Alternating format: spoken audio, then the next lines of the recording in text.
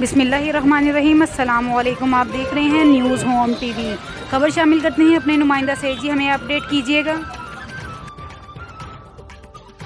जी बिल्कुल, डीसीओ फैसलाबाद की हिदायत पर डिस्ट्रिक्ट ऑफिसर महकमा सिविल डिफेंस राना अब्बास की सरबराही में महकमा सिविल डिफेंस ने शहर फैसलाबाद में बेहतरीन कारकर्दगी का मुजाहरा करते हुए गैर कानूनी ख़तरनाक LPG gas refilling, mini petrol pump, डब्बा स्टेशन, खुला पेट्रोल फ़रोख्त करने वालों के ख़िलाफ़ दबंग कार्रवाइयाँ करते हुए सीलो बंद किया है। और बड़ी कार्रवाई करते हुए इंस्पेक्टर मोहम्मद कदीर और इरफान ने अपनी टीम के हमरा शेखुपुरा रोड पर गैर कानूनी पंप को सीलो बंद किया है। महकमा सिविल डिफेंस के इस इक़दाम को शहरी हलकों ने पजीराई दी और खराज तहसीन पेश किया है।